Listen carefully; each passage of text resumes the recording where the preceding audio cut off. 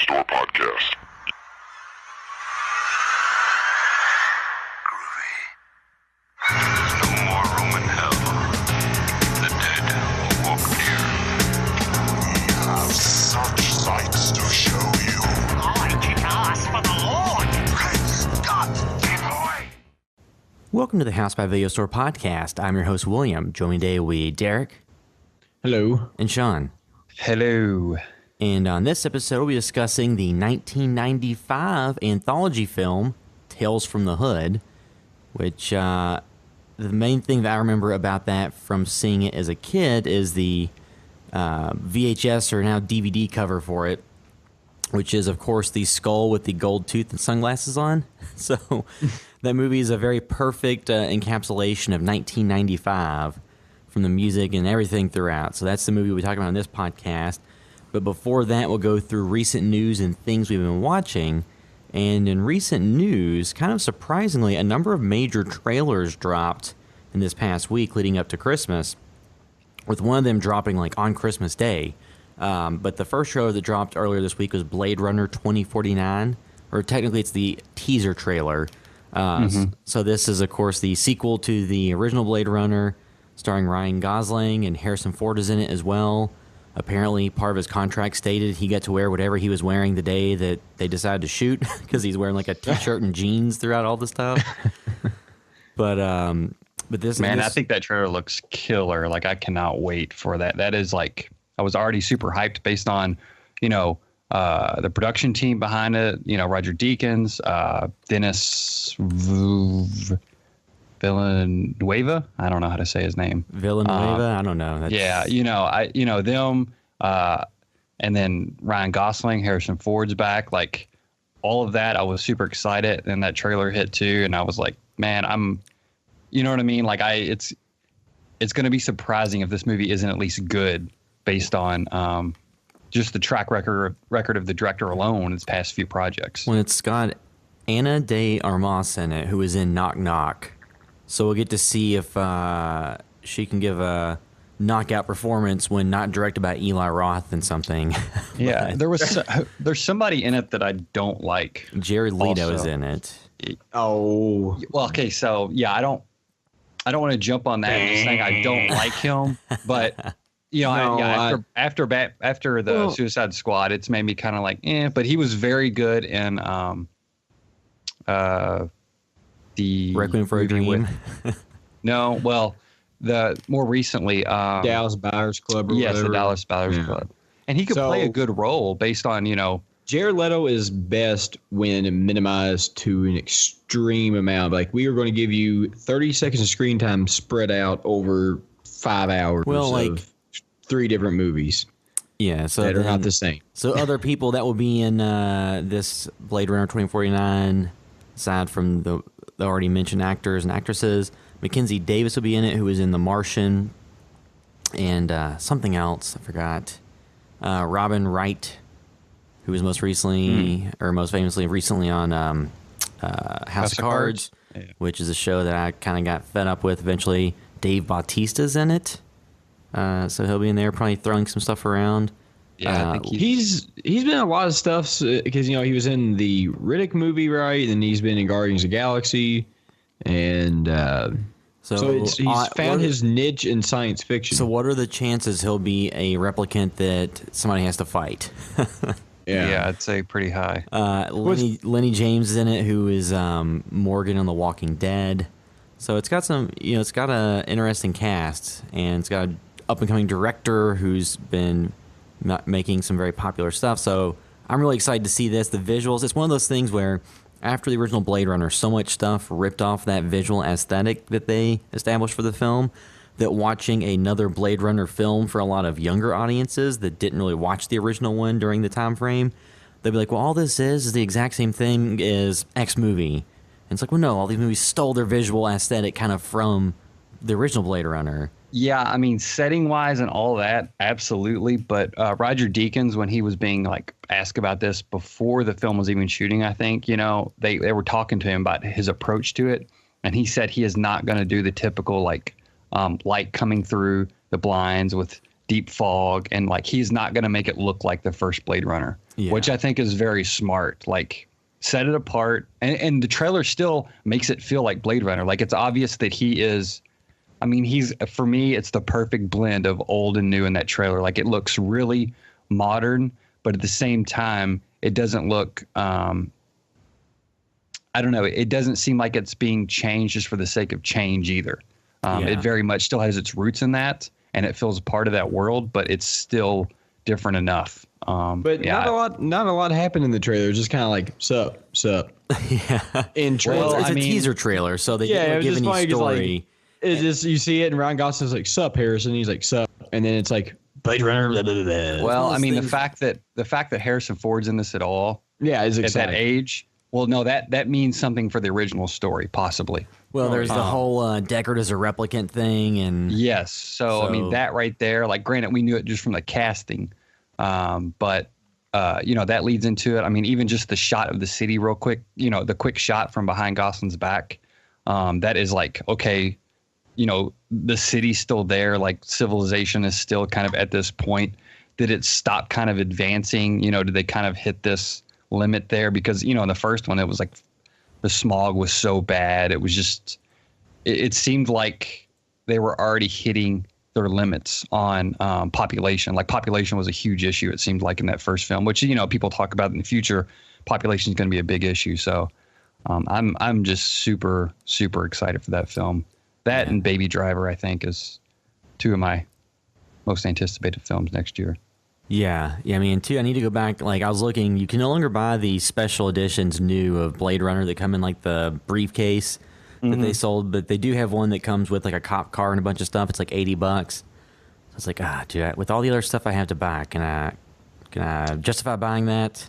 Yeah, I think so I've got the suitcase, the Blu-ray one with the runner and the origami thing. I think that was the 25th anniversary. And then 5 years later, they came out with the 30th. And I almost like quadruple dipped again, but I didn't pick up that one yet, but may as well just, if you find a copy for cheap, but they're going to come out with something around the time this film comes out too now. Yeah.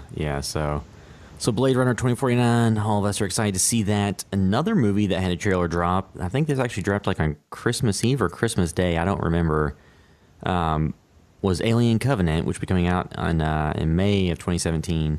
Yeah, because they dropped two different trailers. They had one that had Michael Fassbender in it, and then the other one had not that this is spoilers because it's in the trailer. You have like the guy with his stuff coming out of his spine or something. Yeah, like a back burster. But there's a lot of... Is it two different teasers and then they dropped the trailer that has both those? Cause, I think it might have been... Because I did not see them together. I saw them individually. So I didn't see like... The trailer's like a couple minutes long, and it has both of those sequences. Yeah. And what did you guys think about it? I'm extremely interested in it, but I feel like that this is going to be Prometheus like rewrapped. Because it's like... There's only, I feel like, it's a huge universe that's expansive and you can do so much with it. But I just know all these movies have a final person.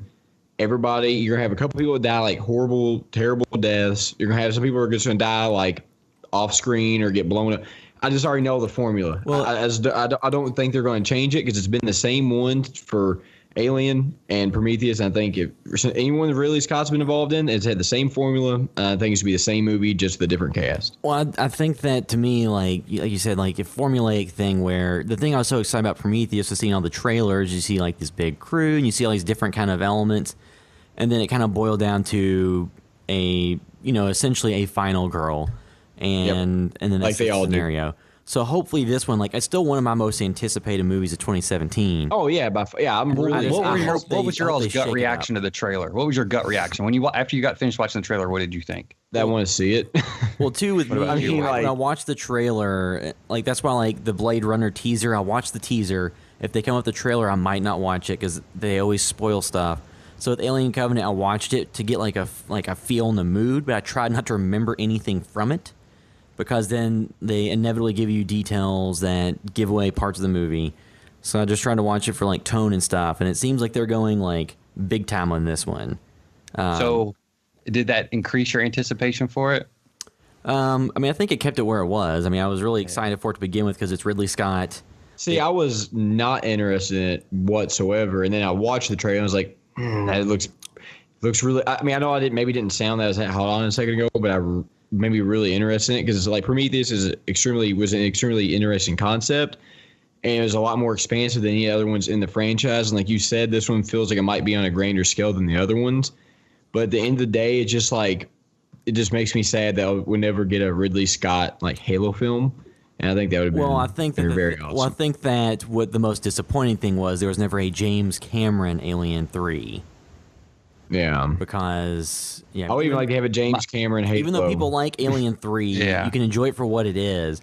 But after watching Aliens and going to Alien 3, it's still always a huge bummer that that's what they made. I mean, I totally get that. If you're looking for more of, the high-octane action, which he does wonderfully.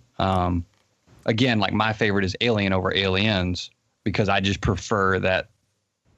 I don't know. I just prefer between those movies, it's hard for me to choose. I'm just saying, like from Alien 2, from Aliens to Alien 3, it's like you got kind of the promise of expanding the universe, and they contracted it back to a lower budget version that was contained, where the studio kind of pushed around David Fincher in an early feature. So for me, this trailer, honestly, I was like, this was one of my most anticipated films, and now I'm like, it kind of lowered my anticipation a great deal. Like, I don't think it looks bad.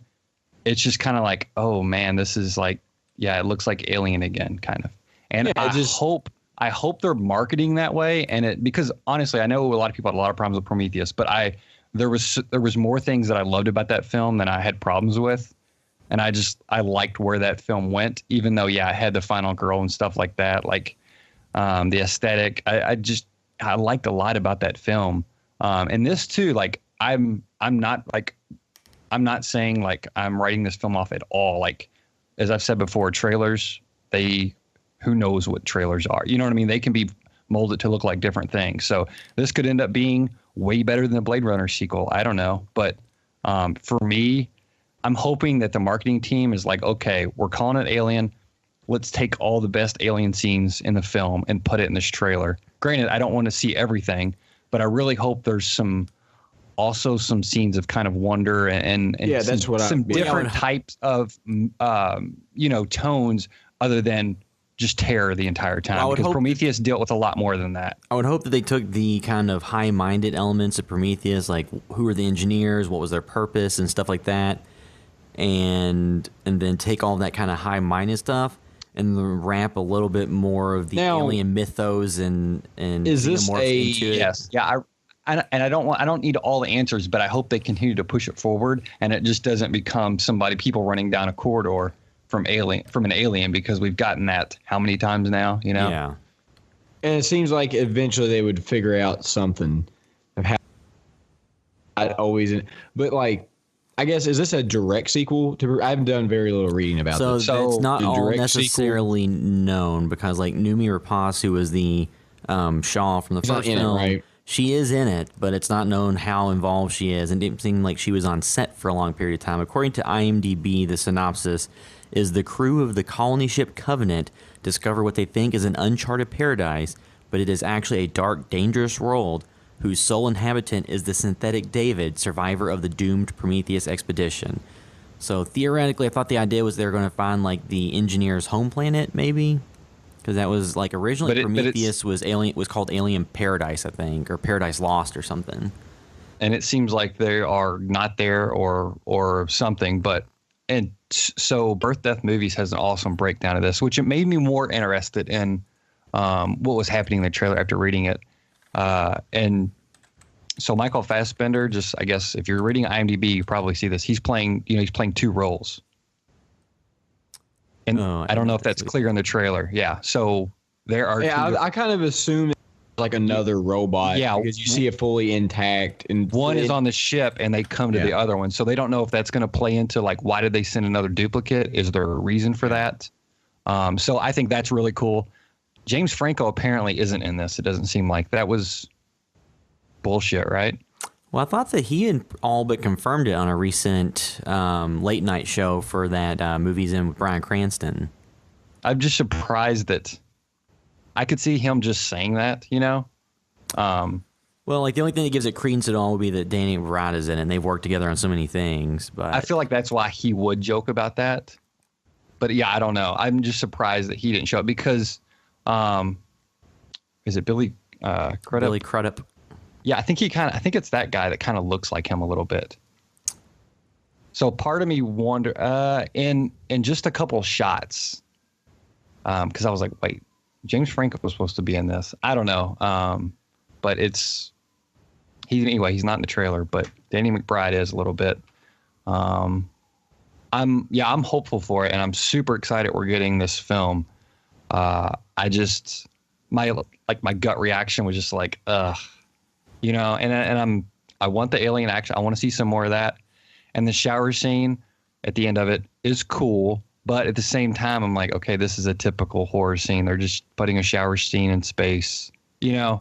Yeah, but again, really... it may be really iconic. I part of me loved it also. So, well, I just look at it and it's like I said, talked about. I just see in the trailer, and I could be completely wrong, but after having Prometheus and the original Alien, Prometheus was, for all intents and purposes, just just like a modern day version of Alien. There was kind of the obviously it was different because they had more of a budget and whatever, but it was essentially hit all the same beat, and I just look at this one. It's like, I already know that everybody's going to. Yeah, and there's be one person left at the end. It's like, unless they prove me wrong, I just think you got to change it here. Do something a little different. Well, at least thematically, Prometheus was, dealing with like they wanted to find out our creators and the, essentially the fountain of youth and stuff. Like there was more to it where, Alien, they kind of just got sent there, but then you found out why. Yeah, but the editing of the film, a lot of that it wasn't fully elaborated on. So you were left with way more questions than answers. And then that was my biggest problem with that film, was there's so many more questions than that. And they probably even, I don't know. I always get a little aggravated. I don't want to know too much. That Prometheus trailer, though, was like phenomenal. Amazing, right? And it got me so hyped. This did not do that. And I'm like, okay, well, maybe the marketing team's just making it very focused because, hey, this is what's going to make money. Like this trailer is giving a lot of people probably exactly what they want. Like the problem that I've had with this trailer is it felt too enclosed. And whereas the opposite was true of Prometheus, where it looked very open, and the movie ended up being enclosed. Yeah. So maybe this will be reversed, and there will be a very scenes that are actually enclosed. I remember seeing, or I didn't actually look at them, but I remember seeing people discussing some set photos that surfaced during the shooting of this that seemed to imply that there will be some pretty wide open scenes with a lot of stuff going on that was not touched on in the trailers. Yeah, so I don't want to spoil what any of that is. I didn't look at it. No, but it's just like... And in the trailer, too, they're walking around on the planet. Like, it seems like they're going to able to be walking around. It's not like the one from Prometheus where it's, like, super dangerous. Or from Alien. Like, I'm hopeful that there's a lot more going on. And those things in the trailer were just some specific beats. And they brought the face hug. They brought back the classic Alien stuff, I think, just to kind of help give a better marketing point. But we'll see if they wrap in some other stuff we haven't seen before, which I think they probably will. But some other news. I know I saw some discussion on social media and across a few different sites about was the TNT reboot of Tales from the Crypt dead? There seemed to be some people that indicated that it was pretty much done for, and then it was squashed. But then, according to an article from Bloody Disgusting, they were able to reach out to TNT and get some comment, and a representative explained to them that the underlying rights to the classic property are complicated, and they've been pursuing a solution for more than a year with significant progress being made. They look forward to potential for further active development of the franchise once the clearance process is fully resolved. So it's a show that got the green light and it's been like in process, but it looks like they're trying to iron out some of the specifics of the franchise because it existed, it was the comics, and then it existed before the HBO version of it, and then there were a couple of feature films that came out of it. So it seems like the rights for that are kind of wrapped up in different things. So we'll see what comes of that, but it seems like it's not dead. It's just they're trying to get it finished. But based on, the track record of some of the recent like anthology type shows, I'm not sure exactly how much to expect out of this. Like we've talked about before, M. Night Shyamalan was supposed to be kind of the curator for it, whatever that means. But as of right now, it's not going to be happening anytime soon, but it seems like it still will happen at some point, because I know like TNT's going to have like a block of horror shows, which, that's always cool to see more horror stuff on TV. It's just as long as it's good. Yeah. Speaking of that, you watched that YouTube, little few of those YouTube, what is it called? From Blumhouse? So I guess we're moving now into discussion of what we've been watching. And I watched a few episodes of the series 12 Deadly Days, which was a Blumhouse YouTube Red show, which I just got a free trial for you. If you have a YouTube account, you can get a 1-month trial for YouTube Red, which is pretty easy to do. And I watched 4 episodes of it just to kind of get a feel for it, because I heard people talking about it and it sounded like it was cool. The first episode had Bill Moseley in it, and it was kind of like he played Scrooge in kind of a modern type story. It was just one of those things where it's like it was kind of comedy and kind of horror, but none of the comedy really landed for me. And the episodes are all like 30 minutes or so. So I don't know, just none of it's like it's not doing all like these classic Christmas stories over and over that have been done a lot. Mm-hmm. But it is just a lot of kind of goofy shit that I didn't really get into. None of the characters really grabbed me. I mean, there was one episode that was like about vampires and stuff.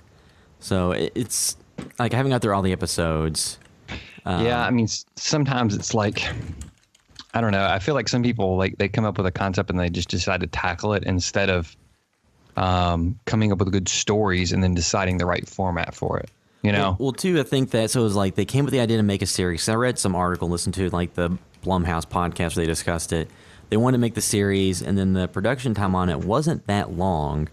I know they had like Joe Lynch directed an episode. There's a found footage episode where the director of the original Blair Witch Project directed it. So they brought in people that were pretty talented. Like I said, they had Bill Moseley in it. I think there's some YouTube stars in some of them, which I'm not really up on YouTube stars. I watch like film breakdowns and stuff and camera equipment gear and short film stuff. But so nothing I've seen in it so far has me really enthused or, feeling like I have to watch the rest of them. But since it seems like they're mostly separate narratives, you can, I guess, really just look at the descriptions and watch the ones you really wanted to. Because there's one that was about like evil Christmas carolers that I was going to give a watch because it was somewhat similar to a segment from Volumes of Blood horror stories, simply in that there is Christmas carolers. So like I do want to watch that one just to see what that's about, but I guess it may be aimed at a little bit different audience than us too. I'm not sure. Yeah, that's true. It could be. Yeah, with those YouTube stars, apparently, it's not just people like us. Yeah, I mean, it's probably more for the people who are fans of some of these different YouTubers versus people who are fans of classic horror properties. So yeah, and people that watch mostly YouTube. My little cousins, we were celebrating Christmas earlier today, and they got like iPhone 7s or whatever. One's about 12, I think, and the other one's a little bit younger. And I asked who was going to burn up the most data, and yeah. Autumn, the younger one, she normally is always watching YouTube, and she said, "Oh, Meredith will." And I was like, "I thought you did." She said, "No, Meredith watches this one YouTube show, this girl." And I was like, "Well, what is it? Like, is she funny? Does she do makeup?" She's like, "No, she just talks about her life and what her day was like." And it's like, that's what people watch. Like, they know these stars from that. And it's like talk shows for kids, basically. So yeah, maybe they're trying to hook that audience to get them. I would like to see what the YouTube Red audience is, just because I assume it skews younger than. If you had to guess, what would have been the rating on these? Were they PG-13, hard R? I guess they'd be PG-13. Because I mean, I don't think there's anything on it worse than American Horror Story or anything. So stuff that would get air on basic cable. So probably, 17-year-olds and stuff like that could watch it, no problem. Yeah. Because I don't remember there being, there might have been profanity. I don't really remember. And there wasn't like there was gore, but there was no like obscene like on-screen gore. It was all like you see something rear up and stomp down, and you see blood spray. So, and it's also obviously not super high budget because it's for YouTube. So it's shot well. It's shot on good cameras and stuff like that. Just like you can tell they shot like in limited locations, and there wasn't a ton of money behind it. So it's not going to compete with an HBO or AMC show. But so far nothing about that has been like, oh, you have to watch it and Christmas is over now. But I'll watch some of them and see if there's any episodes that stand out that are worth checking out if you have YouTube Red. But how long are they? They're all like 30 minutes or less. They're all pretty short. So decent. That's decently long though. Yeah, I mean it's more for a series that long. It almost seems like it would fit in like on MTV or something. Yeah. But yeah. Aside from that, I didn't really watch anything horror specific during, because of course this past week was the holidays and all that stuff, and I was busy doing other things, so I didn't have time to watch much aside from those few episodes in the movie we're discussing today. So did anybody else watch anything? Derek? I didn't watch any horror lately, but I did, we're from Louisville, Kentucky basketball game last week, so of course I watched that, and just like anything. Oh, I did watch the Autopsy of Jane Doe. I kind of completely forgot about that. Oh, I meant to watch that this week. How was it? It's pretty good. I really enjoy it. The ending is very weak compared to a lot of the film, and I was pretty. I'm not going to say anything about it. Yeah, but there's specifics. But not that this was like a super strong film. It was very good, and it's just like there's like any movies. Like a lot of times, I think people just end stuff. So it suffers from a very weak ending, but there is like good stuff in it, and it slightly kind of remind me of like Silent Hill-ish stuff on level, just like some radio stuff going on, and it was good. To me, it's like just the ending on it. They're just like, oh, well, we don't know how to end this, so. And I feel like that happens in a lot of movies. It's really strong for about 5% of it, and then the ending just gets. So, Derek, did you watch anything else? No, I had the Autopsy of Jane Doe and the film we're covering today. No, I didn't get into anything else. So, Autopsy, I was going to watch that kind of for our end of year thing. Do you think it'll be a possible contender for top 10 for you? Yeah, I think so. I mean, it was really good. Like, cool. like one thing I'll always harp on is like memorable moments, and there definitely are good gore moments in this. But I also need to catch up on some other stuff. There's so much I wanted to watch, and this week, I got too busy and was, just doing stuff. Like we had Christmas for her family, my wife's family over here, like Christmas Day. So this week we were doing a lot of stuff with the house and trying to get ready and stuff, and I totally just did not get to watch as much as I wanted to. And then this week we're going to be busy for like a few days, so there was like a huge list of movies, so I'm going to try my best to watch them tomorrow. But again, I've got to get some stuff ready. But so, yeah, it kind of snuck up on me.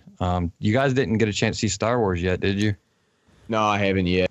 I'll watch it this coming up weekend. You watch it, William? I did not get to yet. I plan to see it sometime this week since I'm off a few days. And I was just curious your thoughts. So I didn't watch anything of note. Had just Christmas movies on the background, like always. Ernest Saves Christmas.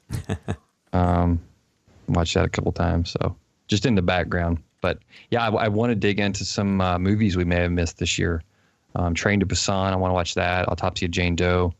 There's a couple others too I have on my list, but I'll see what we can get, and that's what we'll have, I guess. All right, so now I can move into our discussion of Tales from the Hood, which we all watched, or I don't know if everybody watched it. I watched it on Crackle for free, so that service that's available via phones and works with Chromecast, and it should be available for all the major smart TV platforms and stuff like Roku TV and Amazon TV and Apple TV and all that stuff. You can watch it that way.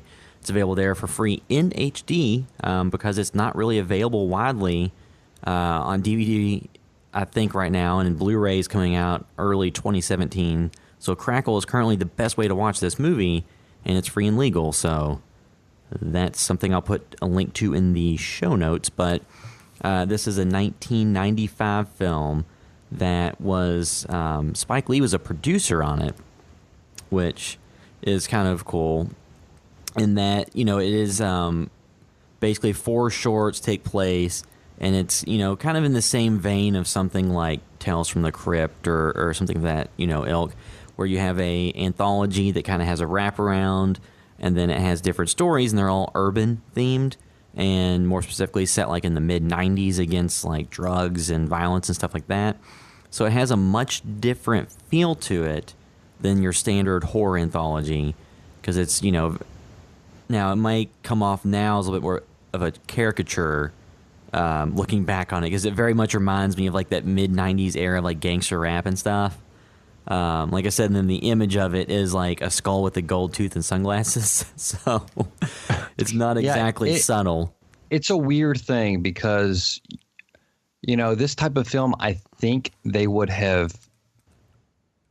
So they try to go in there and tackle some social issues, which I think is very admirable, especially because there's some great films about, Black culture and stuff that do that.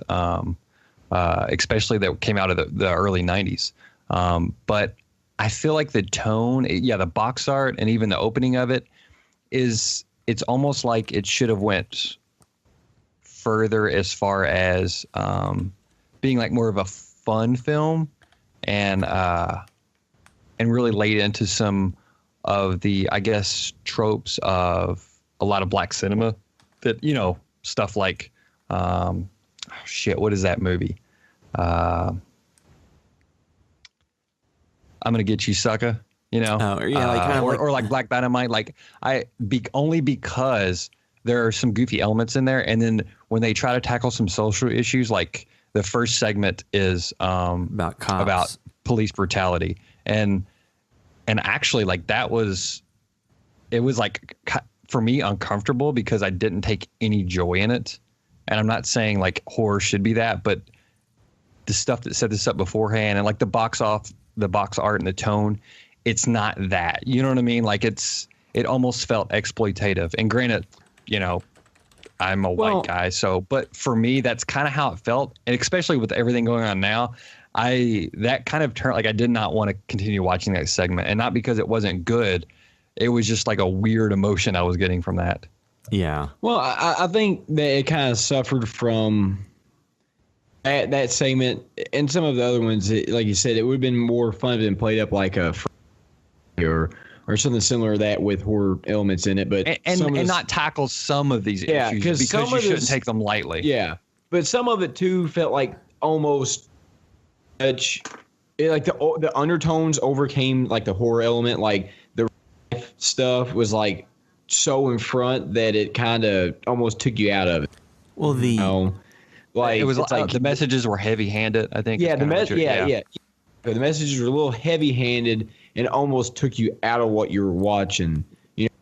Well, it was just it wasn't like a great episode of The Twilight Zone where like you kind of slowly got revealed what was going on and kind of what they were getting at. Yeah, it was right up front. This is like this is what we're saying. Yeah, and it's like, okay. Well, these segments cover police brutality, domestic abuse, racism, and gang violence. Which actually, one of my favorite segments is the one that was the domestic abuse one. I think with David Alan Grier. I think that's which is funny seeing him in that. Yeah, but seeing David Alan Grier is like, guys, is kind of funny to me. Well, yeah, and too the like some of the elements of like the KKK one with the like the white senator, the white senator that lived in the former that one plantation. Reminded me of Puppet Master. Well, yeah, I mean that was one where it had like the puppets, and like that one was more fun, I think, than some of the other ones. Yeah, that one is heavy-handed, but it wasn't as fun as it could have been, and it went on a little long. Like they didn't. I don't think they nailed it. I think the concept was good, but the execution wasn't quite there, and it wasn't what it could have been. Dude, there was a lot of segments in this movie. You had 5 of them? Well, 4 in the wraparound. Yeah. So looking at the IMDb or the Wikipedia article for it, it's broken down into Welcome to My Mortuary. Welcome to My Mortuary, which is the beginning, and then the segments after that are Rogue Cop, Revelation, Boys Do Get Bruised, KKK comeuppance, and hardcore convert. So you have like 4 segments, and then the opening and closing wraparound stuff. So it's really 6 segments if you think about it in terms of major things that happen, and the like the overall thing, like it's listed as a comedy horror thriller on IMDb. And I think that like it didn't, like none of it was really scary. Granted, it's hard for us to say anything is scary because when you watch enough horror films, everything's just kind of like it's more about does it work or not as an effective film. And the comedy, I don't think it went far enough on any comedy elements. And then the social commentary stuff was there, but I don't think they went really far enough on any of it for it to really have been. They did. Social commentary is a good part of it, but like I said, sometimes it was a little spoon-fed, and it would have been nicer if it was just a little more subtle and it more as it went along instead of just being right in your face, But, and not all of us like that, because as it progresses, because we're doing full spoilers on this, because this movie is 21 years old. So, I'm sure everybody listening to this has seen it at some point or seen parts of it. Because, it's funny because this is a movie that I've actually seen a lot. I don't particularly know why. I mean, I've always enjoyed it, but I was thinking about it, and it's like this is one of the films I've seen it a lot. I don't know if it's something that's just came on TV a lot through the years or just something that people tend to watch. It came on TV a lot. It came on TV a lot during like a certain era of time. And I guess I never gave the synopsis at the beginning, did I? It's it's 3 drug dealers go to a mortuary because the funeral director supposedly has a stash of drugs he's going to sell to them. And then he tells them stories as they go through the mortuary, and he opens up the coffins and tells the stories about people, which is a cool setup, really. I mean, I think that's a cool setup. It's a little bit like Body Bags. You guys seen that? No. I have the Blu-ray of that, and we're going to do that at some point here in the near future. John Carpenter is in a mortuary, and he's basically opening up body bags and telling you the story behind them. Yeah, and that has like a segment directed by Tobe Hooper and stuff. Mm-hmm. Like I got that Blu-ray, so we'll do that at some point as an episode here in the somewhat near future. But Clarence Williams III, who's Mr. Sims, like that guy's awesome and everything. Yeah, he's great. The funeral director. And he's even like, it's so funny when I was rewatching like Twin Peaks, and he shows up at one point. Because he is part of the Mod Squad, and then Norma was also from the original show. So it's funny seeing him pop up and stuff, but. Yeah, then you had like David Alan Grier, who of course was on In Living Color, and it's always interesting to see him and stuff. Oh, and Jumanji, and I watched that too because I was on a lot this holiday weekend. Jumanji, yeah. So like this, like I said, this movie very much feels like the 1995 because that's like when it came out, but it feels very rooted in that time. And I was actually looking through the box office numbers for horror anthologies, and we may have discussed this before, but it's kind of funny that. You think of the horror anthology as like a cornerstone of the genre of horror, but the movies haven't ever really made that much money. Because how far down the list or how high up the list do you think Tales from the Hood falls? I would say it'd either be right in the middle or maybe lean toward the higher end. So do you think it's like top 10, top 20, top 30? I would put in the top 10 probably. There's not a whole lot of them that have hit mainstream theater. Yeah. So I would say top 10. I would guess top 10. So it sits at number 7 with $11.8 million, and currently this is unadjusted for inflation. It's just lifetime gross in domestic theaters. The number 1 is Twilight Zone the movie at $29.4 million. So you would think that these movies like had made more money than they did. Now like something like Creepshow made $21 million. So. That one, and Twilight Zone the movie and stuff like that. If you adjust those for inflation, the grosses are probably quite a bit larger. But none of these horror anthologies have been super huge at the box office. Number 2 is Grindhouse, which I guess you count that, but that was a more recent movie. But it only made $25 million, and that's really less of an anthology and more of 2 movies put together with stuff in between. But so back to Tales from the Hood. I think the thing that makes this stand out from other horror anthologies is that it's one of the few anthologies that's set at a specific kind of cultural period of time and group of people, and like the stories are all kind of centered around like urban type stories.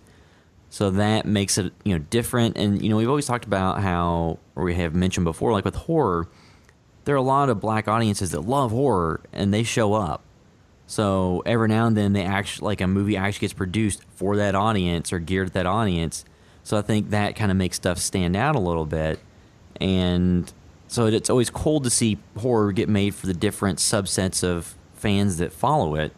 'Cause, you have a lot of stuff that's just aimed at like teens, but you have other genre stuff that's aimed at, specific genres who love horror. So that's always cool and helps it stand out. But as a movie, it's not particularly super well-made horror film. Like the horror segments aren't specifically scary or anything like that. And again, the social commentary was heavy-handed.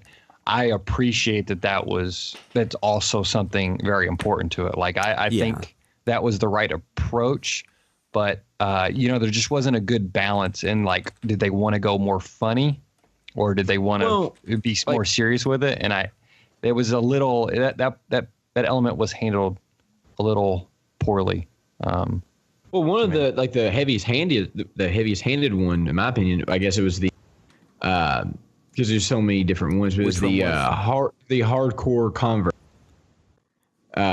where they put the guy that killed the people in solitary confinement, and they make him kind of trip out, and he sees people killed and the little girl they shot, and it's like, to me that was probably one of the heaviest handed ones. Yeah, like the Clockwork Orange thing on him. Yeah, it was really seeing probably one of the more creepy segments in it, but it just certain things in it that kind of take you out of it. But I do appreciate all this because I've seen it, so it's like I really appreciate in it. But I always forget. I don't know why. There must be another movie time because for some reason I was thinking Snoop Dogg was in this, but there's another horror movie. Isn't there another horror movie around? A similar movie that has Snoop Dogg in it? Well, I think there's like Snoop Dogg's Tales of Terror or something. I remember seeing it. I remember seeing that, and I remember it not being particularly good. But yeah, I just remember there being a Snoop Dogg anthology horror film or something. And I was like, man, is this guy Snoop Dogg in it? And I watched and it's like, oh, okay, it didn't. But I just remember maybe it was one that came around the same time because I would have been 5 when this came. I didn't see it originally in theaters, but I'm just one of those movies I've seen continually over the years. One time I was on Netflix for a really long time, and I feel like I watched it a lot then too. Yeah, the overall like the movie, like I was trying to think of like other kind of comparable movies because I think this is not really super comparable to something like Creepshow or Tales from the Dark Side of the Movie or Trick or Treat or anything like that because it's kind of has a specific point to make and there's the social commentary. So I was trying to think of like other horror films. To me, like this felt like Spike Lee executive produced. I'm not sure exactly what, if any, creative control or involvement he had beyond getting it set up, but it just feels to me like very much like something you would watch on HBO in the '90s, which obviously it was. So that's how I've seen this just on TV a lot in pieces, or just parts of certain segments or whatever. This is the first time I watched it from beginning to end. I think. All at once. Yeah, so we talked a number of times about like, oh, like could you pull this out at a party or show this to a group of people? I don't know. Like I don't think it goes far enough like on the comedy aspects or stuff to be super enjoyable. Like from an aspect of like everybody's drinking, there's stuff like that. I don't think it really goes far enough in any direction to be super enjoyable that way. It's a good background movie. Like if you're not going to watch it and you just kind of catch glimpses of it, it's a good movie. So Derek just dropped out and was having some issues with his computer and connection, so he will not be able to join back in for the rest of this episode. But he did tell me what his overall score is when we get to that section. So Sean, was there other stuff you want to talk about on this? Well, one other thing of note, just because his name's been a lot in the media a lot recently, was David Duke. Apparently the one about the senator. Yeah. His name was Duke something, and supposedly it was modeled after David Duke. That's what a lot of things that this touches on it's not outdated in that aspect, and that's a very strong suit. I think that's something very strong about the film, and not that they could have anticipated that. They probably guessed that none of these problems were something that was going to be solved in 5 years or overnight at all, unfortunately. Yeah. Because they do deal with issues that are like extremely important, and that's why it's kind of a weird thing. Like, you know, the domestic dispute one, like that's, I think, the best one. And I feel like that one has a pretty good balance. I feel like that one, the structure of it, the pacing, that one felt more like a Tales from the Crypt episode in that of its quality, because it kind of alludes to something, I guess, supernatural, when they crumple up the paper and the kid gets hurt. And you kind of think, oh, you know, it's possibly just going to be a monster, but then you kind of don't know. And then it kind of brings that element back that I had honestly almost halfway forgotten about. But, you know, and then by the time David Alan Grier is being crushed, it's a bit comical, you know, almost like the Wicked Witch of the West. But, and yeah, domestic violence is not funny in the least, but that was coming at a moment in that short when they had kind of essentially beaten it. You know what I mean? Like that was... And I think that's when it was okay to kind of be like, have a sigh of relief and kind of have a little bit of humor in there, just a tiny bit. Like, I think that one was really well balanced. And that's where some of the other ones falter. Sometimes they just go on a little bit too long. The heavy handedness, like Derek said, pulls you out some on a lot of them. But that one, again, I think that's why that's so strong. That one is also like a Twilight Zone episode where it's not completely out in front. You know, you think maybe it's just a monster, or it possibly could be. And then it's revealed, no, this is honestly about domestic violence, you know. So, yeah, I think that's why, for me, that's absolutely the strongest one. There's elements of all of them I like. Like I said, the first one has some cool stuff in it. But at the same time, it feels very exploitative in that, like, it's about police brutality, but then just kind of turns into a zombie film, you know, getting revenge. And it just there's a lot about it that honestly it just made me I didn't enjoy watching that one because I was like, it really bummed me out. You know what I mean? Like, because it is such a huge thing right now too. Well, yeah, and like the kills and stuff, like the way it ended with that cop getting turned to the mural kind of, or the graffiti. Yeah. Like that was interesting, logically made absolutely no sense. That's like a lot of the stuff in this, but I think that plays into the ending. So it is interesting that stuff that was brought up in this movie in 95, which was 21 years ago, which is kind of sad to think it's been that long, but it came out in 95. A lot of the stuff that it touched on there as issues are still in the headlines today and big things that are still being dealt with, you know, police brutality or, more specifically the modern era, like shootings and things like that. So regardless where you fall on it, like it's still in the news, it's still happening. Like domestic abuse still is happening, and it's probably going to happen, till the end of time, unfortunately. And then you have things about, like people in government who are racist, which regardless of where you fall politically, that type of stuff is still in the news. And yeah, I mean, that one almost felt tame in some regards, like comparing that he to says stuff like, said oh, today. All you, spooky reporters or something, like it's like, okay, yeah, that's really racist, but also that's not shocking anymore.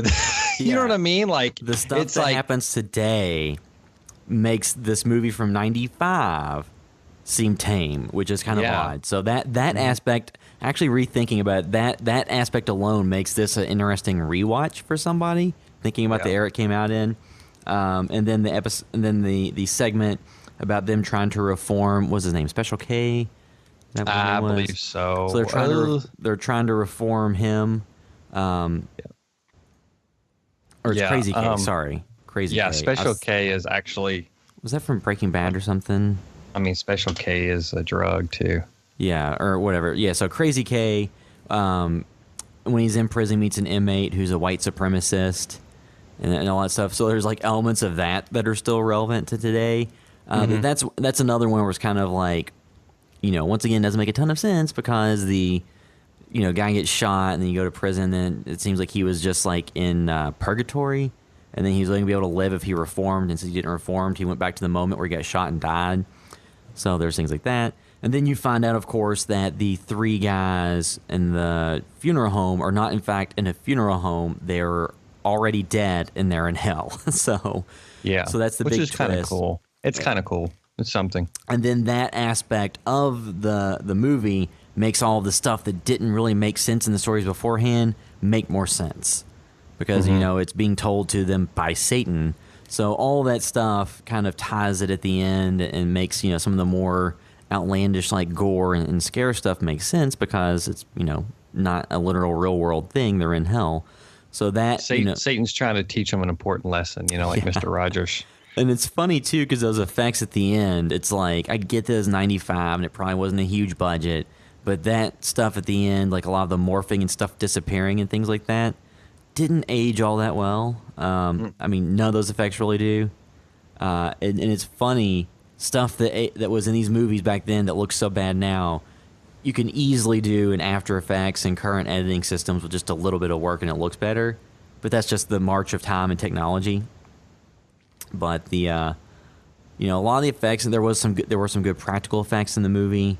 Like when the cop, before he melts into the graffiti, like that's kind of gruesome and kind of reminiscent of like Indiana Jones or something. I feel like they really went with it with some of the practical effects, which was kind of cool. They David cared Alan Greer, and then the puppets and then the other stuff. So all the effects on that aspect look pretty cool, and like the actual Satan when he turned into Satan looked pretty cool. So overall there's some cool practical effects. There's some social commentary things that are interesting to watch just from a historical perspective, more so than like actual quality of the film. And your three leads, who are the guys that go to the funeral home, they're not the strongest actors in the movie, kind of by far. I feel like a lot of the other segments have stronger work in them. And the budget was estimated at $6 million, so it didn't necessarily. I would assume over time it made money back for them, but yes. Yeah, I mean, I feel like they got a lot done for $6 million. Granted, I know things went further in 95, but also they weren't shooting on digital in 95, Yeah, so higher upfront cost to get started. Yeah, I think they probably spent the money very well from what is just on screen in this, absolutely. Yeah, so overall, like I said, so Derek dropped out. So if we had to give this movie a score, so just looking real quick at IMDb, it's got an average score of 6.2 out of 10, which I think that, like for horror films, you kind of have like a different rubric when you're looking at stuff like that because a lot of horror films get bad reviews.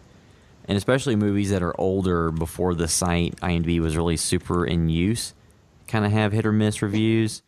But also, too, sometimes horror fans are more forgiving for bad horror films, Yeah. It can also go the other way where they just they love a film and they appreciate certain qualities. So it maybe doesn't stack up as a movie compared to other things. So well, the Rotten Tomatoes, granted it's only out of 16 reviews, but on Rotten Tomatoes the tomato meter is at 38% from critics, and the audience score is at 67%, which is out of 10,508 ratings.